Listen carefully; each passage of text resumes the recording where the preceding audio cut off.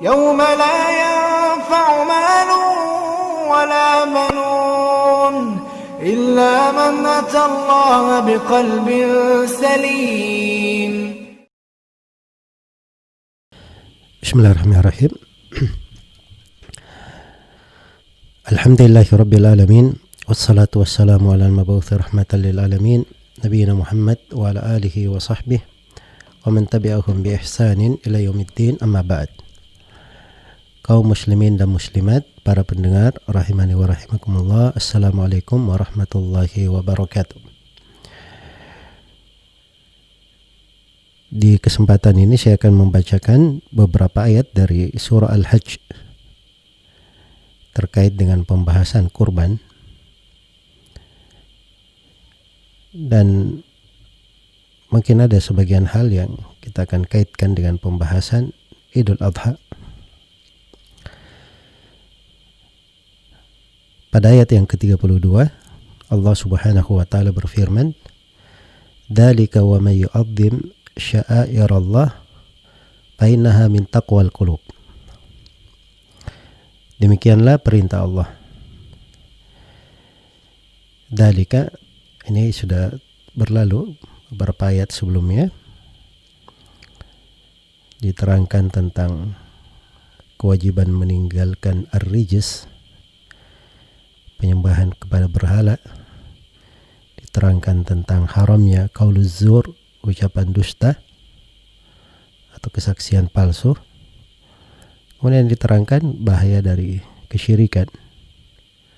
Kemudian Allah berfirman, "Dzalik", itulah perintah Allah, atau itulah yang telah disebutkan.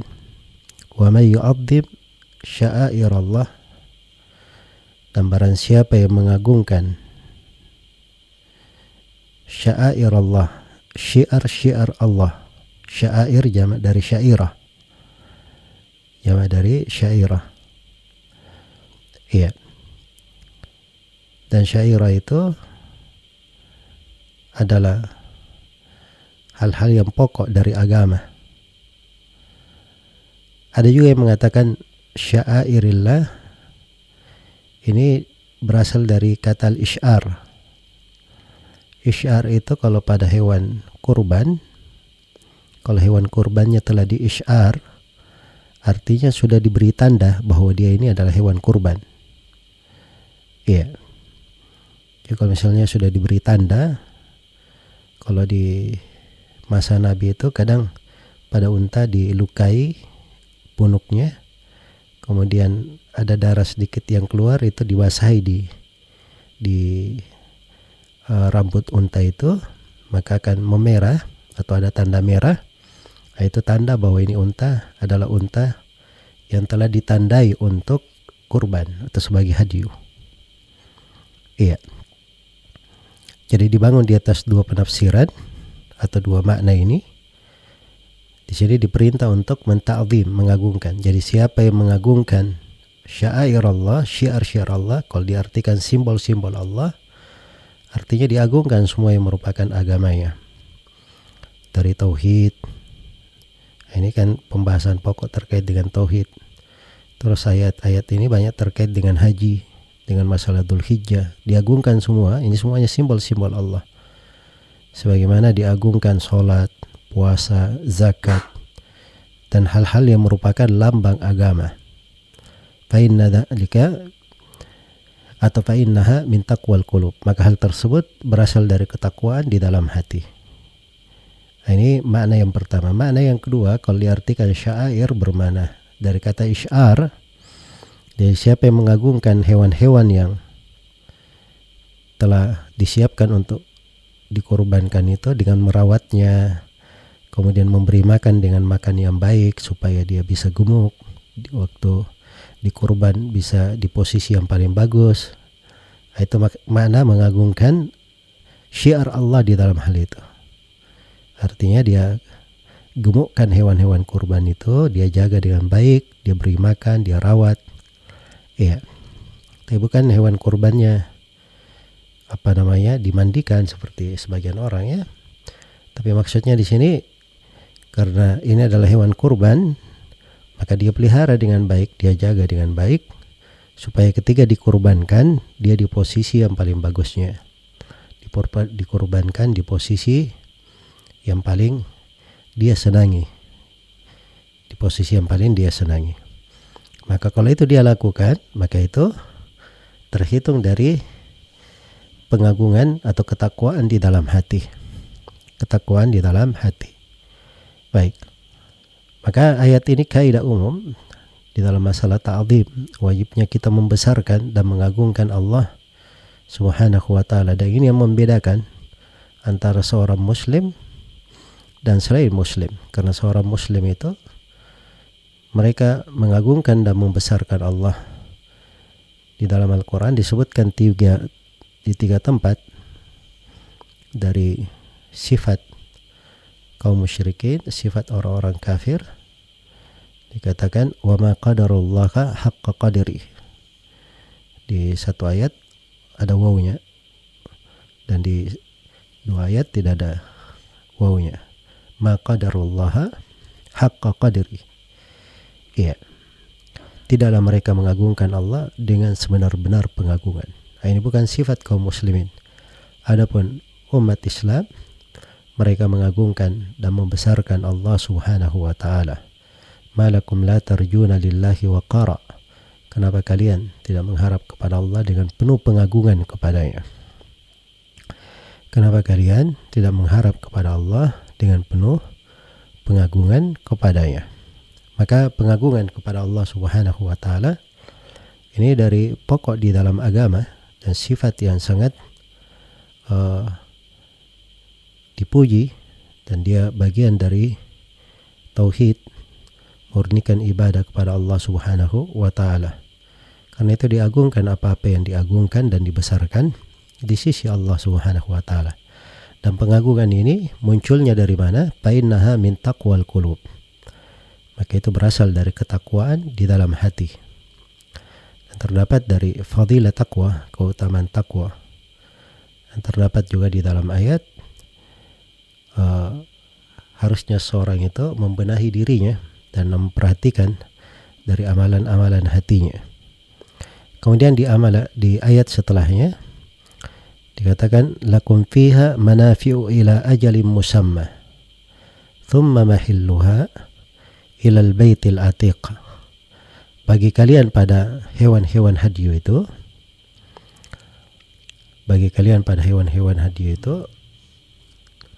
ada manafi', beberapa manfaat, ila ajalin musamma, sampai waktu yang telah ditentukan. Thumma mahilluha ilal baitil atiq. Kemudian tempat wajibnya atau tempat penghalalannya, akhir masanya adalah menyembelihnya setelah sampai ke al-baitul atiq. Iya. Sini dikatakan lakum fiha, bagi kalian pada hewan hadyu itu, pada hewan-hewan kurban kalian, apakah unta, sapi maupun yang lainnya, untuk kalian di dalamnya manafi', kemanfaatan. Boleh kalian ambilkan manfaat-manfaatnya. Ila ajalin musamma, sampai waktu yang telah ditentukan. Kata ajalin musamma di sini, ya, di antara ulama dia mengatakan artinya sampai ditakyin hewan ini, bahwa dia adalah hewan kurban. Sampai ditakyin. Ya, kalau misalnya asalnya seorang punya unta, punya sapi, boleh dia tunggangi, boleh dia pakai membajak sawah, boleh diperah susunya dan sebagainya. Ya, tapi kalau sudah ditakyin, kapan dia katakan ini adalah hewan kurban, atau dia sudah tunjuk bahwa ini adalah hewan saya jadikan hewan kurban, atau sudah dia beri tanda sebagai hewan kurban, ya, dengan ucapan atau dengan tanda disertai dengan niat, maka ini namanya ila ajalin musamma, sampai di situ saja. Ya, setelah itu tidak boleh lagi dia mengambil manfaatnya. Ini pendapat Mujahid rahimahullahu taala, dan disebutkan dari pendapat Qatadah dan Ad-Dhahhak, dan disebutkan juga dari pendapat Ibnu Abbas radhiyallahu taala anhu. Dan sebagian ulama ada yang mengatakan ila ajalin musamma, sampai waktu yang telah ditentukan. Artinya waktu yang ditentukan di sini, waktu yang disebutkan, artinya sampai dia disembelih. Ya, artinya hewan-hewan kurban ini sebelum dia disembelih boleh diambil manfaatnya. Dan ini pendapat Atha bin Abi Rabah. Ya. Baik. Dan memang ada silang pendapat di kalangan para ulama di pembahasan fikih tentang hadyu itu. Apakah bisa dimanfaatkan atau tidak, misalnya dikendarai atau dipakai mengangkat barang, atau misalnya dipakai membajak sawah, atau yang semisal dengan itu, apa boleh atau tidak? Ini ada dua pendapat di kalangan ulama. Ya, pendapat yang masyhur di kalangan jumhur bahwa hal tersebut dibolehkan sepanjang tidak membahayakannya. Dan Abu Hanifah dan selainnya mengatakan bahwa tidak boleh ditunggangi. Baik. Jadi memang ada silang pendapat di dalam hal ini. Dan itu memang kalau tidak dimanfaatkan sama sekali untuk menjaga dari hewan kurban, itu adalah pendapat yang benar ya, sebab ta'yin itu apabila hewan sudah dipastikan, seorang berkata misalnya dibeli kambing, terus kambingnya dikatakan ini hewan kurban saya, atau dia sudah beri tanda sebagai hewan kurban, maka itu dibangun di atasnya konsekuensi. Yang pertama, hewan kurban ini wajib dia sembelih.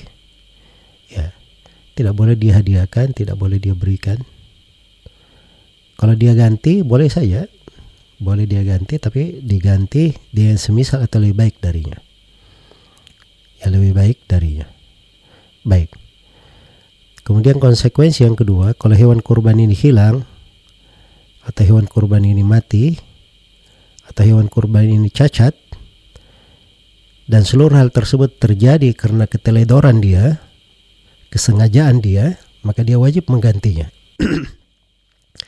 Ya, kalau misalnya hewan kurbannya dia lepas begitu saja, dia tidak jaga, hilang, maka dia wajib menggantinya. Atau hewan kurbannya misalnya kambingnya lompat sana sini, akhirnya pemiliknya mengambil kambing ini, dia lempar, patah kakinya. Nah, ini wajib dia ganti karena keteledoran dia, kesengajaan dia. Iya. Demikian pula kalau hewan ini misalnya mati karena tidak diberi makan, tidak diberi minum, maka dia wajib menggantinya. Nah, ini konsekuensi.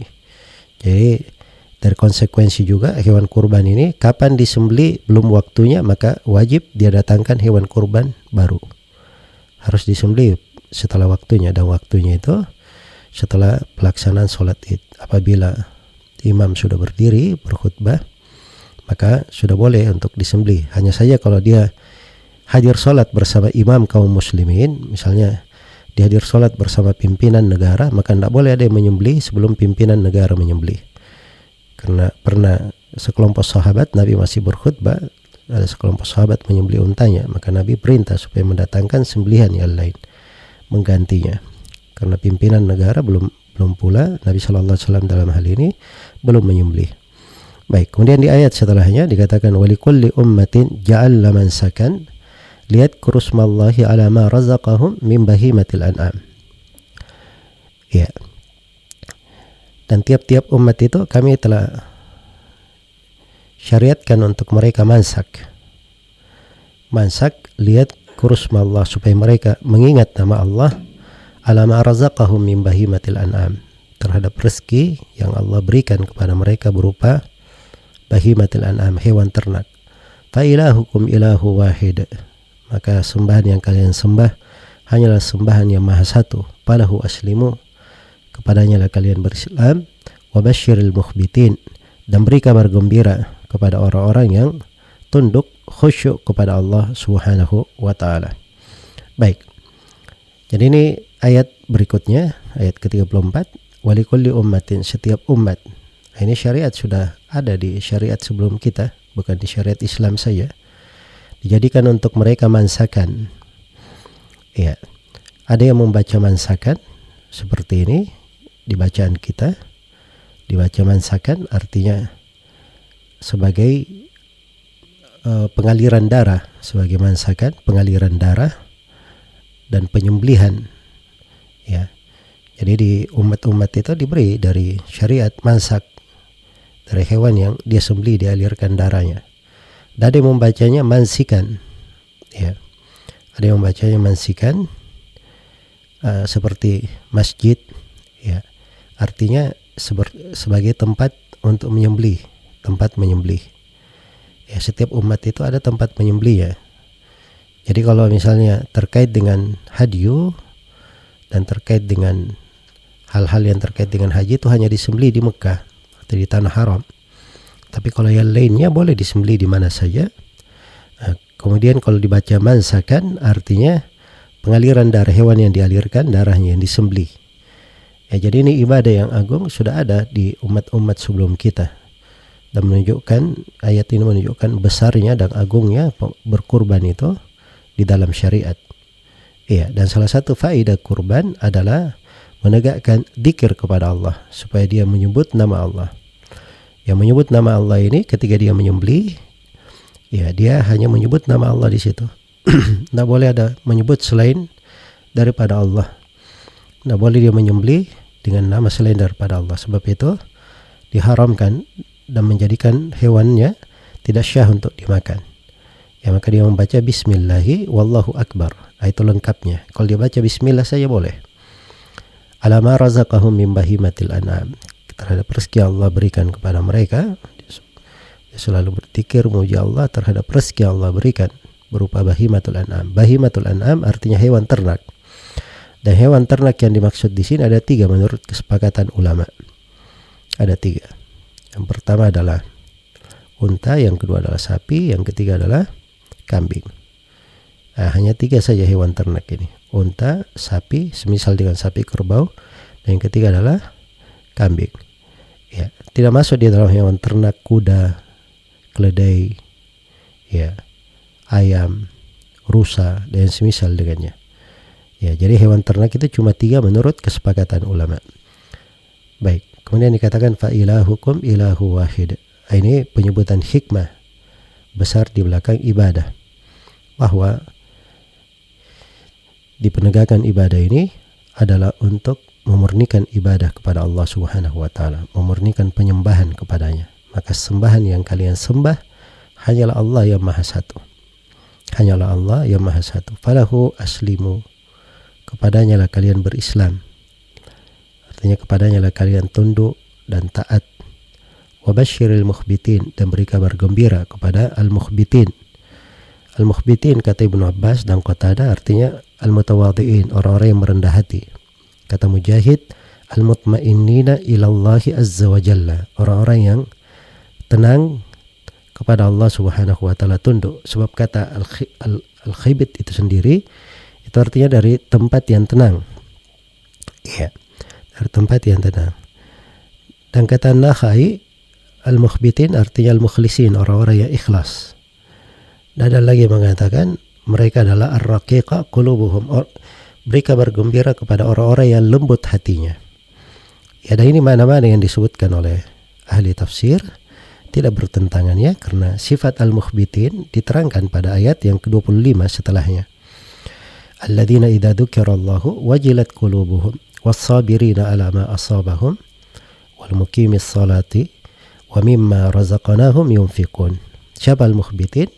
Ada beberapa sifatnya. Yang pertama, alladzina idza dzukirallahu wajilat qulubuhum. Orang-orang yang apabila disebut nama Allah bergetar hati-hati mereka.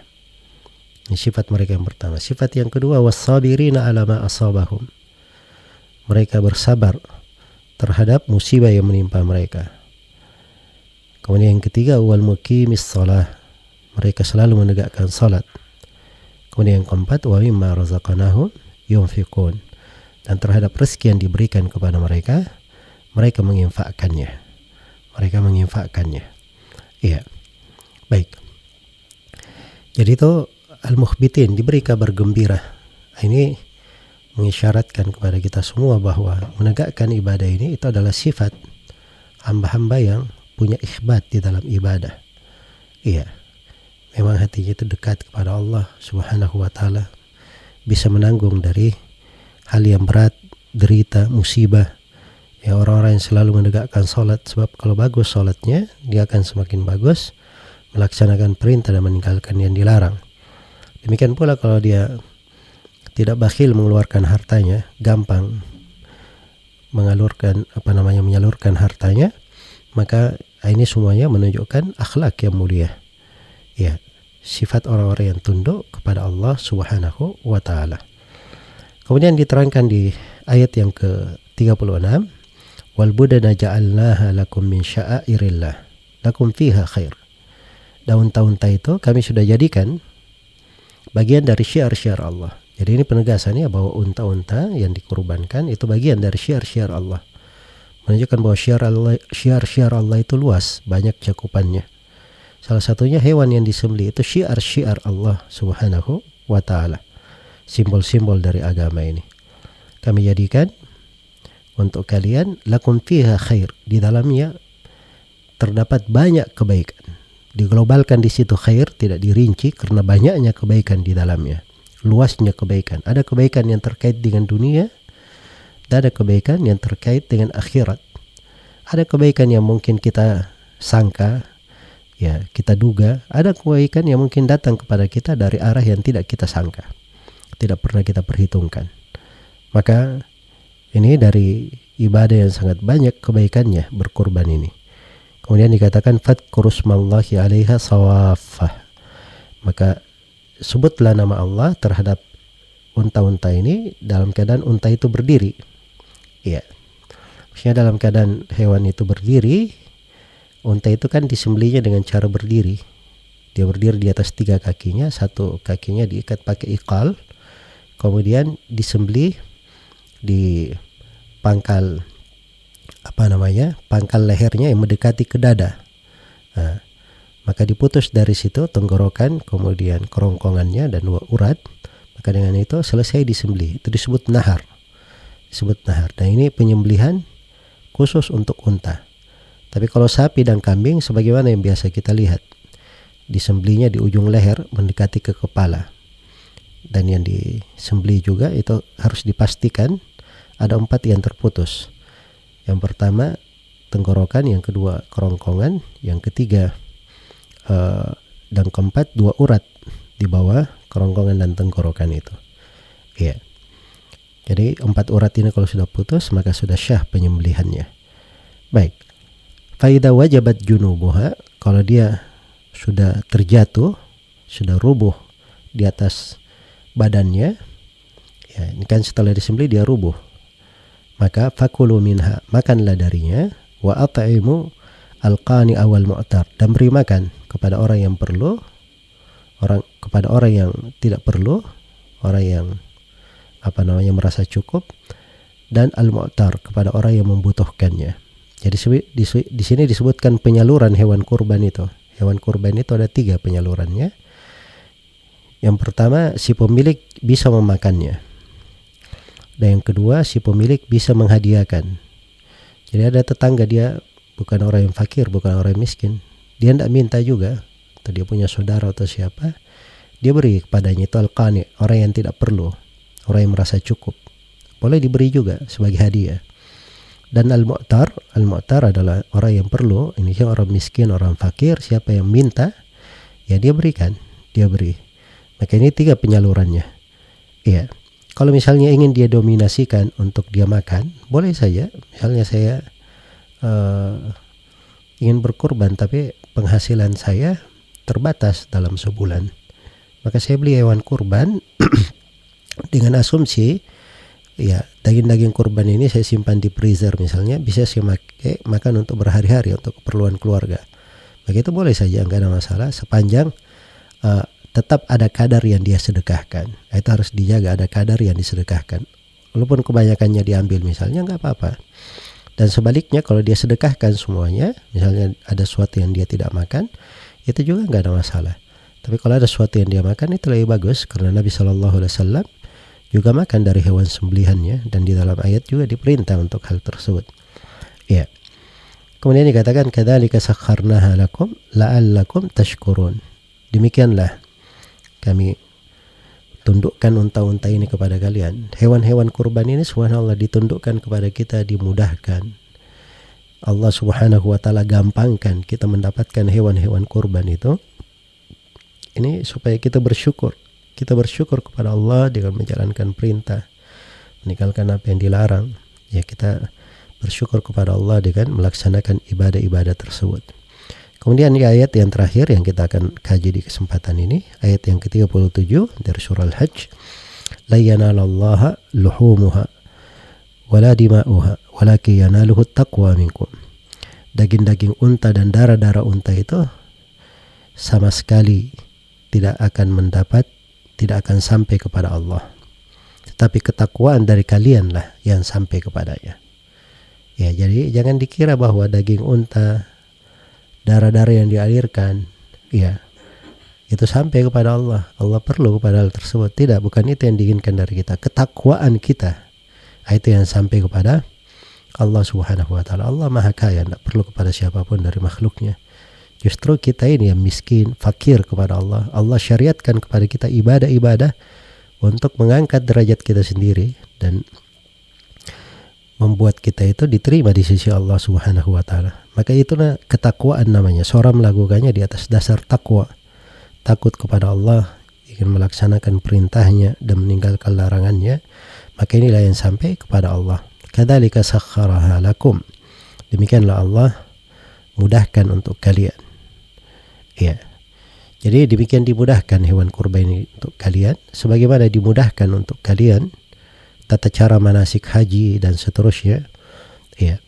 Litukabbirullaha ala ma hadakum, supaya kalian bertakbir memuji Allah terhadap hidayah yang Allah berikan kepada kalian. Hidayah Allah luas di pembahasan haji, kurban, ya, termasuk di Idul Adha yang merupakan pokok pelaksanaan ibadah kurban itu, dan di situ terdapat pokok-pokok manasik haji.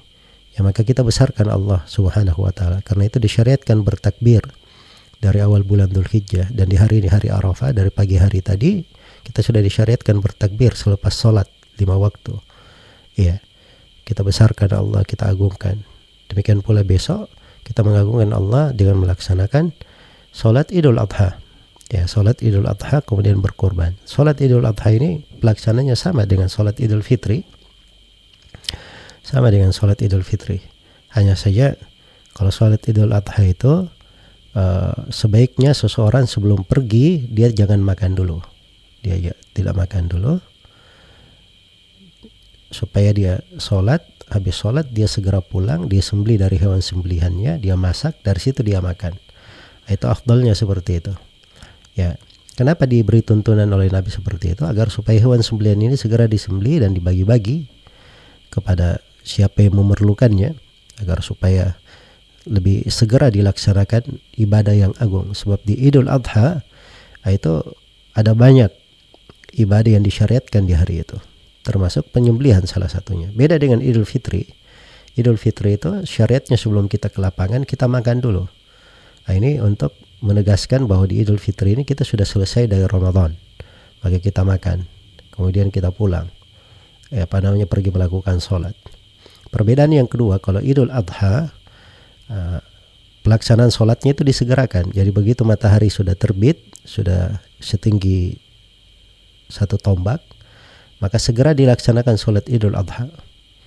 Beda dengan Idul Fitri. Idul Fitri itu begitu matahari sudah terbit, sudah 1 tombak, bagusnya diundur lagi sedikit, untuk memberi kesempatan orang-orang mengeluarkan zakat fitrinya. Tapi kalau Idul Adha enggak ada yang perlu dikeluarkan. Dia segera sholat, setelah sholat dia tegakkan syiar yang agung ini, setelah itu dia menyembelih dari hewan kurbannya. Maka ini beberapa kemudian di akhir ayat dikatakan wabasyiril muhsinin, dan beri kabar gembira terhadap orang-orang yang berbuat baik. Al-muhsinin maksudnya orang-orang yang bertauhid, memurnikan ibadahnya kepada Allah dan mengikuti sunnah Rasulullah sallallahu alaihi wasallam. Dan kata ihsan itu sendiri juga bisa bermakna pada dasarnya dia melaksanakan hal yang baik. Tapi datang penafsiran dari Ibnu Abbas di sini, wabasyiril muhsinin, artinya basyiril muwahhidin, beri kabar gembira kepada orang-orang yang bertauhid. Semoga Allah Subhanahu wa taala memberi taufik kepada semuanya. Wallahu taala.